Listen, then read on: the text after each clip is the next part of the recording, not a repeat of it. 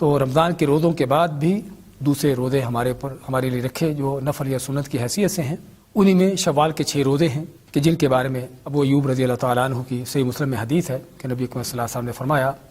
من صام رمضان ثم اتبعه ستا من شوال کان کصیام الدہر، کہ جو شخص رمضان کے روزے رکھ کے اس کے بعد شوال کے 6 روزے رکھتا ہے تو اللہ تعالیٰ کے ہاں اس کے لیے سال بھر کے روزوں کا اجر ہے. اور پھر نبی اکرم صلی اللہ علیہ وسلم نے خود دوسری روایات میں اس کی تفصیل بیان کی کہ 1 مہینہ 10 کے برابر ہے، کیونکہ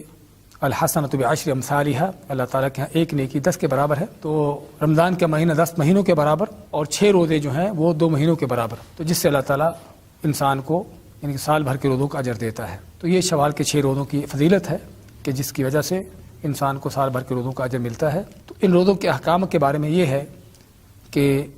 یہ 6 روزے شوال کے مہینے کے اندر رکھنے ہیں، چاہے آپ کب بھی رکھ لیں. اگر آپ رمضان کے فوراً بعد رکھنا چاہیں، مہینے کے درمیان میں، یا شوال کے آخر میں، جب بھی چاہیں ان کو رکھ سکتے ہیں، کیونکہ نبی صلی اللہ علیہ وسلم کا فرمان ثم اتبعه ستا من شوال، کہ شوال کے مہینے میں 6 روزے رکھنا. اور اس سے معلوم ہوا کہ بعض لوگ جو کہتے ہیں کہ وہ لازمی رمضان کے بعد ہی ہوں، یہ ضروری نہیں ہے. اس طرح دوسری چیز کہ ان روزوں کے بارے میں یہ بھی ہے کہ آپ چاہیں تو ان کو لگاتار رکھ سکتے ہیں، ایک ہی ساتھ 6 روزے رکھ لیں، اور چاہیں تو ان کو چھوڑ کر جس طرح بھی آپ کے لیے آسانی ہے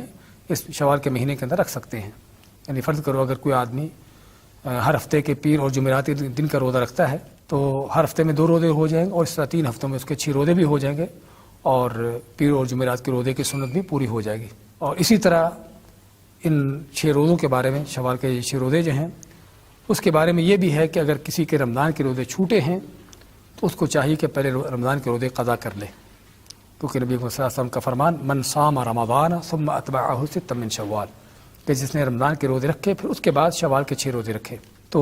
حدیث کا یہ لفظ ہم کو یہ معنی دیتا ہے کہ پہلے رمضان کے روزوں کی قضا کرنا چاہیے، اس کے بعد شوال کے روزے شروع کرنا چاہیے. لیکن بعض اوقات